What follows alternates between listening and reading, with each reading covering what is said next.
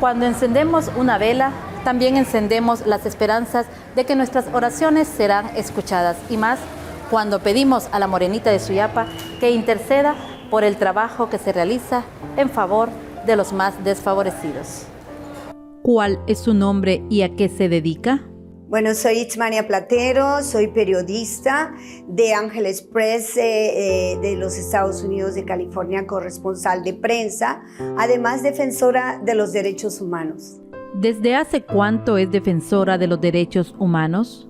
Bueno, he sido defensora de derechos humanos, yo siento que de toda la vida, desde que fui criada pues en un hogar muy católico, muy apegado a la religión, ¿no? a los principios morales y sobre todo a ese amor y a ese acercamiento de la Virgen. Mi madre toda la vida reza su rosario 2-3 veces al día y es algo que nos fue inculcando. De hecho, toda mi familia es apegada a los derechos humanos, al respeto, a la garantía, a la dignidad, y eso nos ha ido haciendo crecer, ¿no? en estos aspectos, todos mis hermanos. También creo que fue una fuerza, un apoyo muy grande cuando me enviaron a estudiar a Guatemala, a la Universidad de Francisco Marroquí de Guatemala, donde tuve la oportunidad de estudiar filosofía en humanidades y teología, que fue mi primer bachillerato antes de estudiar el periodismo. ¿Por qué estudió periodismo? Me encantó. Fíjate que yo siempre, la idea era que yo pues iba a ser doctora, ¿no? Pero una vez un amigo, que lo voy a mencionar porque ese amigo yo lo amo mucho, que es a Víctor Montesino, un periodista. Creo que los periodistas siempre tuvieron mucho que ver en mi vida. Y fíjate que él me dijo, mira Itzmania, tienes que estudiar periodismo. Y es más, él fue el primero que me regaló a mí una grabadora para que yo empezara a trabajar en el campo de la información. Pero una vez algo cambió mi rumbo. Uno a veces toma decisiones, dice voy a hacer esto, voy a hacer lo otro, pero luego es Dios quien te cambia el rumbo de la vida. Entonces yo empecé a trabajar en la rehabilitación de jóvenes y niños involucrados en las pandillas. Creamos una organización en ese entonces, la organización Cibalba Articultura, que se dedicaba a la rehabilitación usando el arte como una estrategia para que las personas cambiaran su conducta. De hecho, tuve esa oportunidad de tener acercamiento a cientos de niños que hoy están, muchos de ellos muertos, otros presos, otros ocupan buenos cargos, otros salvaron sus vidas. Bueno, es un mundo, ¿no? Lo que pasa, y eso abrió una oportunidad en mi vida diferente, ¿no? a lo que era el periodismo. Ahí es donde uno empieza a decir, el periodismo que estudié no me sirvió como para escribir directamente, sino más bien para que los compañeros que me conocían y que sabían que hacía eventos artísticos de todo. Yo soy un artista en realidad, no más que todo, lo demás es un oficio. Pero empezamos en esa lucha. ¿Cómo es su relación con Dios? Yo siento que siempre, fíjate, hemos sido muy buenos amigos, porque si no hubiera estado tan cerca, porque para estar con Dios se necesita más que una relación, hay que tener ese complemento, ¿ves? Que sin Dios no queremos nada, no somos nada. Sin Dios yo siento que hace muchísimo tiempo yo me hubiera muerto, porque durante todo el proceso de mi vida he experimentado cosas muy feas, acontecimientos muy duros, como también he experimentado cosas muy lindas. Y así se han dado diferentes etapas en mi vida, ¿no? Me ha tocado sufrir, claro, porque me tocó vivir sola durante todo el proceso de mi vida hasta ahora, y no sé por qué, quizá porque me tienen miedo, pero en todo ese proceso he ido teniendo un acercamiento muy grande con Dios.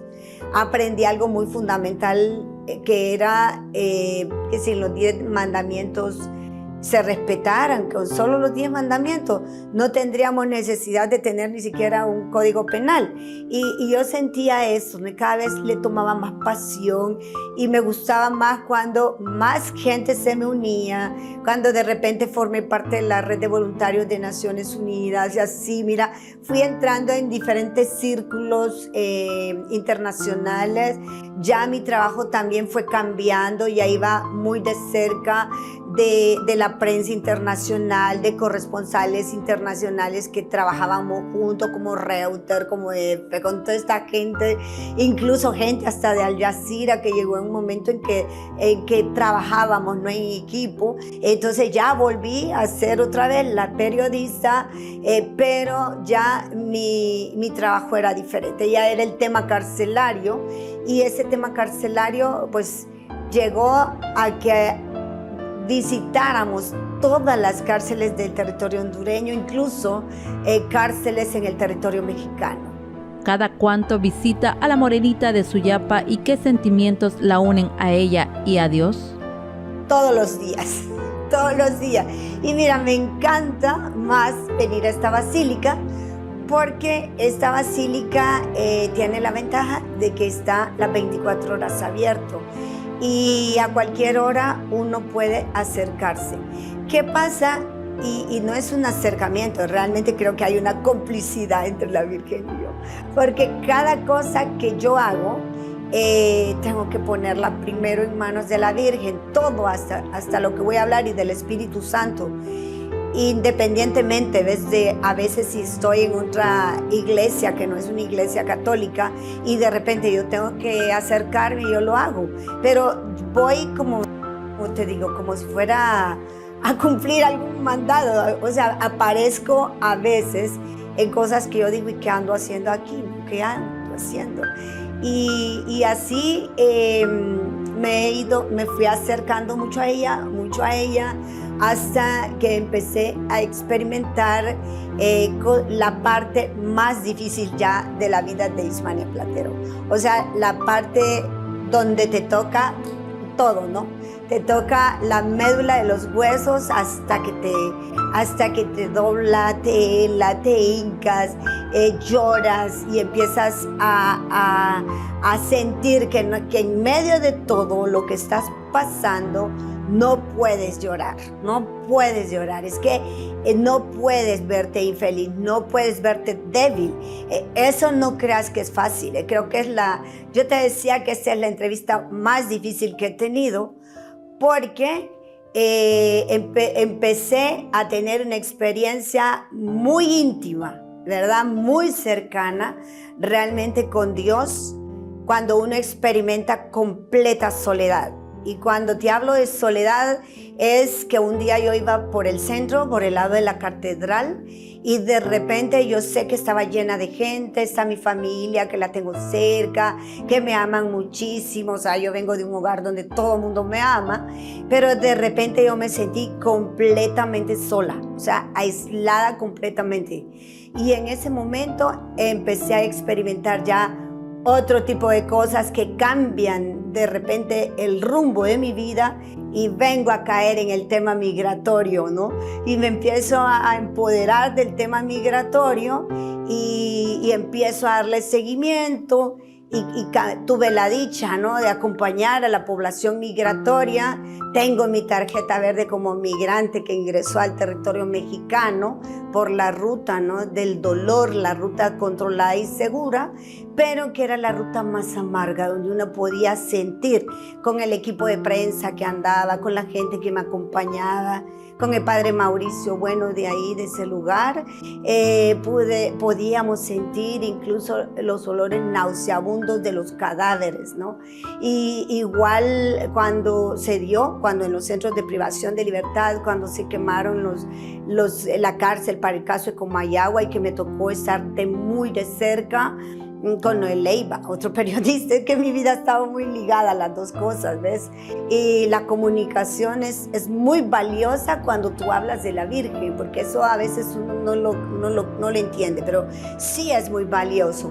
Y entonces uno empieza a darse cuenta de que hay algo más allá, que el simple hecho de ver cadáveres, ¿no? El acercamiento con los cuerpos, el derecho que tienen las personas de robarles una sonrisa y traer los cadáveres y descubrirlos y ponerles nombre. Entonces ahí surge también otra etapa en mi vida, que es la de buscar personas o extraviadas en diferentes países y que pues me ha tocado vincularme hasta con miembros del ejército para encontrar, y con la red consular y todo eso, para encontrar cadáveres, muchos de ellos en estado de putrefacción, ya otros pues vivos, personas vivas, ¿verdad? Que se pueden localizar, gente secuestrada, entonces ya ahí es otra etapa diferente.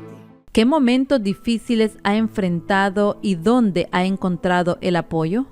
Tuve tantos momentos difíciles con mi familia cuando época del COVID. Recuerdo, el aislamiento fue terrible. Después del aislamiento, las enfermedades que se dan, enfermedades que tuve que tener la intervención. ¿Considera que estando cerca de Dios y de la Virgen, sus fuerzas se renuevan para seguir sirviendo a los demás? Como siempre, vengo al templo todos los días. No he dejado de ir, ¿no? ni pienso que dejaré de venir. Cuando vengo al templo, entonces vuelvo a comunicarme con la madre, ¿no? Y yo le dije, simplemente ya no puedo seguir el trabajo, ya es definitivamente que ya no. En ese momento solo enciendo mi vela, porque esa es la parte interesante, ¿no? Mira, no es tanto lo que uno experimenta, porque todos sufrimos a diario, nuestra vida es una vida de sufrimiento, pero cuando tú sabes que solo puedes depender de Dios, de la Virgen, que si tú tienes esa fe, ¿no? Y de la Virgen, entonces tú te das cuenta que no hay nadie más que te pueda ayudar. Y ahí es donde nace otra oportunidad diferente en la vida de uno. Entonces yo enciendo mi vela y me voy, ¿no? Cuando yo ya me voy, en ese momento me llama el amigo Darío Vanegas y le digo, él estuvo pendiente todo mi proceso, él es mi mejor testigo, igual que los camarógrafos, ¿no? Ellos saben, tengo muchos programas que yo andaba como robot, pero me filmaban, ¿no? Solamente donde no pudieran verse los brazos. Y como te digo, usaba ropa oversize, todo lo que me tapaba, lo más que pudiera, que no se me viera nada, por mantener un poquito la imagen. Y entonces él me decía, aquí tienes que venir al programa, ven al programa. Y así me estuvo, mira, todos los días, es que a cada rato salía en el programa de él, hasta que me curé, ¿no? Y ya andaba sin aparatos. Y seguían los periodistas dándome ánimo, pero cada vez que yo ponía una luz en el templo, y es ahí donde se dan cosas que la gente podría decir que uno exagera, otros podrían decir que uno miente o qué sé yo, quizás otros que no le entienden o no sé cómo podría decirte, pero yo creo mucho en los ángeles existen y sí existen los ángeles, ¿no? Yo sí creo mucho en eso. En medio de su dificultad, ¿siguió prestando sus servicios como defensora de derechos humanos? Continué mi trabajo yendo a cárceles, todo. Yo continué. Es más, mucha gente ni siquiera se daba cuenta que yo andaba con problemas, ¿no? En mis huesos. Ni siquiera la policía lo creía, ¿ves? Entonces, cuando todo esto se va dando, vine yo y empecé a acercarme más todavía al templo, en el sentido de que ya no venía solamente porque pedía ayuda, porque una cosa es cuando uno pide ayuda, otra es cuando te llama Dios y dices, tienes que venir aquí. Entonces cuando yo venía y a cualquier hora y aquí era donde encontraba a alguien que de repente me dijo, mire, la vi en el templo y necesito que usted me pueda ayudar en tal cosa. No necesariamente un trámite migratorio, pero hay mucha gente que está sufriendo. Hay gente que necesitaba sangre, hay gente que necesita transfusiones, hay gente que necesitaba que estaba con enfermedades muy grandes, gente que de repente tú la ves y uno dice, la abrazas y sientes que está estelada, ¿no? Y después nadie las miraba, yo decía, me estoy volviendo loca. Pero yo miraba a gente, yo miré mucha gente en el lugarcito donde se encienden las velas y gente con enfermedades, gente con dolores, gente con llagas, ¿ves? Gente con... Ay, no sé qué podría decirte porque me da hasta ganas de llorar, recordar. No es recordar mi problema, sino que a través de mi problema empecé a ver que el dolor de los demás es tan grande y que tú te vas dando cuenta de que hay que llevarle a la gente más que la palabra, más que eso hay que llevarle a la gente la fe, el amor. Es empezar a experimentar en ese minuto que tú enciendes una vela de esperanza, empezar a experimentar el amor. Pero cuando empiezas a experimentar el amor, empiezas a experimentar también la traición. Entonces te das cuenta que el amigo, que el mejor amigo, que el otro, que el que te dice esto, que él te dice el otro, te empiezan a bombardear de un lado para otro y tú sientes que caes en aquel abatimiento. Tú sientes que ya estás solo, que ya no puedes. Y cuando uno ya no puede, entonces cuando uno no solo dobla las rodillas, sino que empieza a clamar. Y uno siente que necesita de alguien más todavía, que ya no basta con la vela, que te falta, que tú quieres sentir ese abrazo, ¿no?, de la Virgen y quieres sentir más. Entonces cuando uno siente esa sensación, es cuando tú empiezas a adquirir, es cuando ya el dolor no lo sientes, ¿no? Empieza uno a llorar en la noche, pero yo empecé a sentir también en medio del llanto, porque he tenido sacerdotes muy cercanos aquí, ¿verdad? Que no es que he estado solita completamente, porque son guías espirituales, igual algunos pastores también y gente muy cristiana. Pero uno empieza a experimentar que no puedes darte el lujo de llorar. O sea, que uno lo oye en la Biblia, no estar alegre en todo momento y todo lugar, pero a uno se le olvida. Yo no puedo darme el lujo de llorar. Yo tengo que estar alegre siempre, porque lo que le va a llevar a la gente la fe, la certeza de que lo que yo digo es real, es precisamente la fe que yo pueda transmitir, ¿no? ¿Cómo intercede la Virgen de Suyapa en la labor que usted realiza? No puede haber María sin Jesús, ni Jesús sin María, ¿no? Para mí todos los días es una Navidad. Yo pienso que en todos los hogares Dios se manifiesta todos los días. Yo he podido escuchar gente que me habla de diferentes países del mundo y dice la gente, mire, alguien me contó en tal lugar que ocurre tal cosa. O sea, no hay gente que llegue a mi lado porque no haya un propósito y el propósito no es mío. O sea, el propósito es Dios. O sea, yo siento a veces más bien que soy yo la que llego a veces, o porque Dios me manda a hacer alguna cosa. No es que soy un ángel como la gente le dice a uno, no. Es un ángel, te dicen, es aquí, usted me ayudó. No, es el propósito que Dios tiene. Es que la Virgen mira, no todos los migrantes son amados por Dios, porque la Virgen con su hijito, con San José, fueron los primeros migrantes. Desnudo, quítese la ropa, quítese los zapatos, no importa que haya frío, se te hiela la columna, la médula de los huesos, te golpean, te tiran a la calle, te pueden hacer tantas cosas, ¿no? Y es algo que tú vives, pero no porque uno quiera, es porque Dios, que la Virgen se manifiesta, que ella sí se aparece, y sí yo creo en eso, y sí creo y sé que se manifiesta. En cada camino, en cada minuto hay un propósito, pero el propósito no es el tuyo, es el propósito de la madre, es el propósito de la madre. Incluso esa madre que te lleva a que creas en Jesús y a que tengas la certeza de que Dios existe en momentos donde la gente cree que ya no hay amor, en momentos donde está muriendo la gente, en momentos donde hay cacería humana, en momentos donde hay dolor, donde hay inocentes en muchos lugares.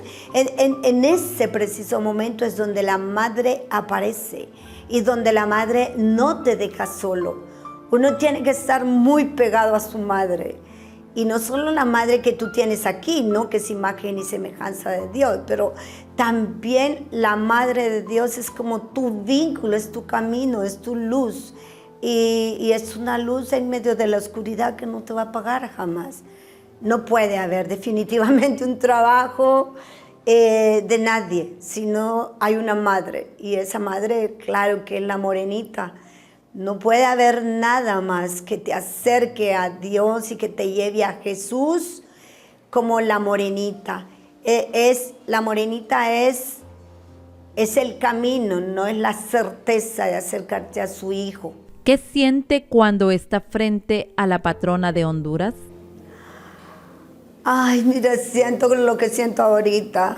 Yo te dije que esta era la entrevista más difícil de mi vida. Siento que tengo ganas de llorar, siento una gran alegría, pero también siento una gran tristeza, porque uno quisiera llenarnos, decirle a la gente que tiene que tener fe, que tiene que confiar. Entonces yo siento como aquella presencia y sé que cuando yo vengo al templo no salgo con las manos vacías. Yo sé que cuando vengo al templo y que me acerco a la Virgen, claro que también voy al Santísimo, pero cuando voy directamente a donde la Virgen, como que ella es la que me guía. Y te hablaba de que no podemos separar los medios de comunicación sin María. Porque yo recordé en uno de estos espacios que me estuve sentada ahí, a Don Bosco. Don Bosco no hacía nada sin los medios de comunicación. Y creo que los medios de comunicación deben de retomar ese rol, ¿no? Ese rol que debe formar opinión, y es una opinión que debe servir para hacer el bien, y hay que seguir diciendo la verdad de manera que se entienda. Y creo yo que este es el tiempo en que la Virgen se va a manifestar más. Yo sí tengo esa seguridad, ¿ves?, de que se va manifestando en la vida de todos los que creemos, porque he visto los milagros. He visto gente sanarse, enfermedades incurables, he visto tantas cosas. Hay padres que son testigos de esas cosas que yo he visto y que he experimentado, ¿no? Y definitivamente no puede haber derechos humanos si no hay María, si no hay temor de Dios, si no hay 10 mandamientos, si Jesús no es realmente el camino que nosotros tenemos que seguir. Y no es que vamos a adorar más a María, no. Ella sabe, aquí está cerquita. Es que tenemos que, ella es que nos lleva a Jesús, es la madre la que nos lleva al Hijo, es la que nos permite que nos podamos acercar al Hijo. Entonces siento así como una gran alegría, y nunca he llorado en la televisión, pero mira, me estoy apretando así como las ganas de llorar, ¿no? De la alegría que siento por tantas cosas que me han ocurrido y que sigo. Y no, pues así es la vida de un artista, no como la mía. Yo soy un artista. Mi oficio es ser periodista, ¿va? Y derechos humanos, pero realmente soy un artista. Porque solo el artista puede transmitir lo que el Espíritu Santo y la Virgen y Jesús quieren. No lo puede hacer ningún ser humano. Solo el artista, porque es Dios el que pone los pincelazos adecuados. La Virgen le dice qué colores va a usar y Jesús los va a ejecutar y los plasma en aquel lienzo que después tú lo ves en hecho realidad.